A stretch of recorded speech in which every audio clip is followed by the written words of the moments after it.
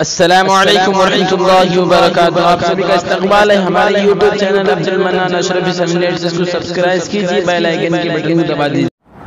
कल एक जगह पर चंदे को गया, उन्होंने कहा मौलाना मेरा नाम लेने की इजाजत नहीं, लेकिन एक मेरा वाकया है। वाकया सुन लेने के बाद उन्होंने ये कहा मुझे, मौलाना अगर आप बयान में बोलेंगे तो मेरा नाम नहीं लेना।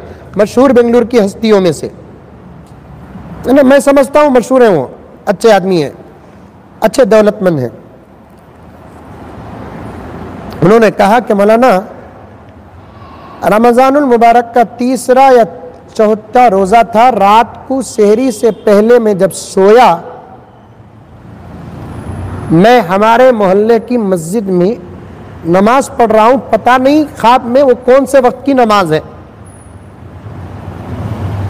मस्जिद खचाखच भरी हुई है, ख्वाब में बवा, हकीकत में नहीं। इंतहा दर्जे पर मस्जिद नूरानी है। मस्जिद के बाद नमाज के बाद सब बैठे हुए हैं। एक बुजुर्ग मिंबर के करीब बैठे हैं, जिनका लिबास भी सफ़ेद है, इंतहा दर्जे पर गोरे हैं, दाढ़ी भी इंतहा दर्जे पर सफ़ेद है। जो नूर बोलकर आप लोग बयाना में बोलते हैं ना हजरत, वो क्या नूर बोलकर मुझे मालूम नहीं, लेकिन मैं ख्वाब में उस बुजुर्ग के चेहरे को देखकर नूर को समझ गया, नूर को समझ गया। उसके बाद मैं दूर बैठा था, मैं मजलिस ख़त्म हुई, सब मुसाफा करने लगे, तो मैं भी जब मुसाफे के लिए गया, सुनो सुनो, गौर से सुनो, हमारे अपने मोहल्ले के इमाम, मुअज्जिन, खादिम का ख्याल रखना भी ज़रूरी है। बाज़ लोग बोलते उनको क्या कम, उनको क्या कम, क्या प्रापर्टी नाम में कर डाले तुम्हें। मिसाल बोल रहा हूं, मैंने देव बोलकर बोल रहा हूं, नहीं। मुजम्मिल साहब को क्या कम, क्या पूरा गोरी पड़ा शिवाजी नगर हमारे बाप का।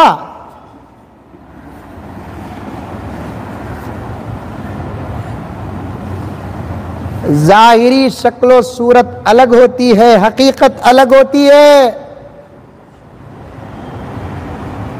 मोहब्बत से गले में हाथ डाल को, कैसा हजरत, कैसा चल रहा है, दोस्त को गले में हाथ डाल को, कैसा खलंदर, कैसा चल रहा है, क्या करे शहरी में आज, क्या भी नहीं। वो कल का सालना था, बेगम पप्पड़ तलेगा तो समझ जाना लॉकडाउन का असर है।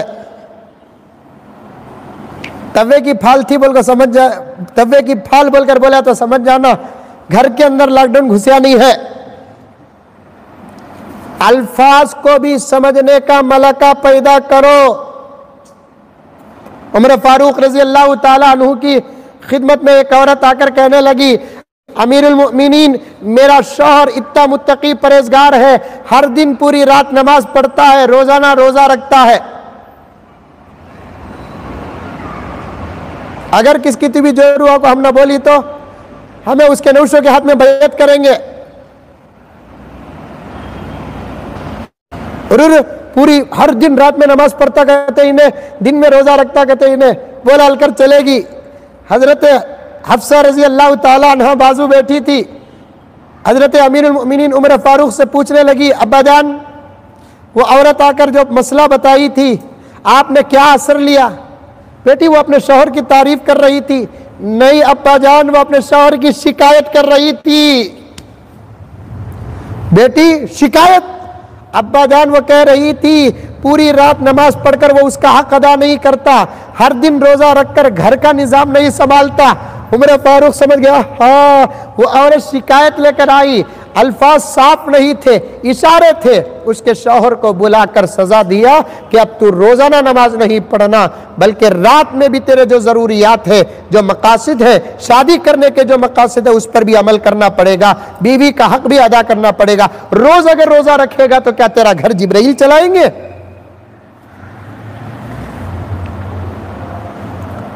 अल्फाज को समझो।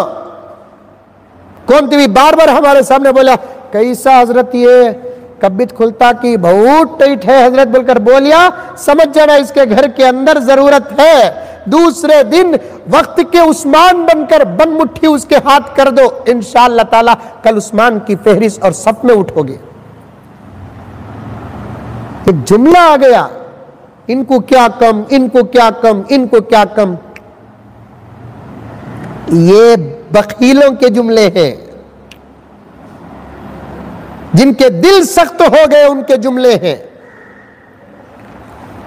40 दिन बगैर कमाए के बैठना ये मामूली बात नहीं है। और इमाम हो के मुअज्जिन हो, खादिम हो, मस्जिद की तनख्वाह के अलावा भी बचत वक्त में कुछ इजाफी आमदनी भी होती है। 40 दिन से खत्म हुआ। कल हमारे घर एक मौलाना आए थे, आकर बोले हजरत फोन आज उठा रही नहीं हजरत दोस्ता। एक निजाम रखता भाई, रोजी रोटी का एक निजाम अल्लाह ताला देता। अल्लाह के घर में अल्लाह को गवाह रख कर कह रहा हूं, ये मेरे लिए नहीं कह रहा हूं, एक आम बात कह रहा हूं, खुदा की कसम। देखो वाकिया, हमेशा किताबों के वाकियात पढ़ते हैं, कभी वक्त के वाकियात भी पढ़ो। हमेशा किताबों के वाकियात सुनते हैं, कभी वक्त के वाकियात भी सुनो। बात लंबी हो गई, मैं बहुत बहुत माजरत चाहता हूं और बहुत सारी बातें आपके सामने अर्ज करना है, बताना चाहता हूं मैं आपके सामने। वो बिल्कुल नूरानी चेहरे वाले रूहानी मजलिस में जब पूरे उनसे मुसाफा कर रहे थे, मैं भी मुसाफे के लिए गया, लोगों से पूछता हुआ गया कि ये कौन बुजुर्ग है जो हमारे मोहल्ले की मस्जिद को आए हैं। तो किसी ने कहा ये शेख अब्दुल कादिर जीलानी है। कौन? शेख अब्दुल कादिर जीलानी है। मेरी अकीदत और बढ़ गई। मैं सलाम करके मुसाफा करने के लिए करीब पहुंचा। मुसाफा करने के बाद उन्होंने कुछ भी उन्होंने कहा नहीं, बल्कि उन्होंने कहा कि फला मस्जिद के इमाम साहब के घर आप फौरन राशन पहुंचाओ। मैं सुनते ही फौरन जाकर राशन पहुंचाया तो इमाम साहब ने कहा कि पता नहीं कि आप फरिश्ता बनकर आ रहे हैं, मेरे घर के अंदर तकरीबन 10 दिन से फाका चल रहा है। मोहल्ला बेखबर।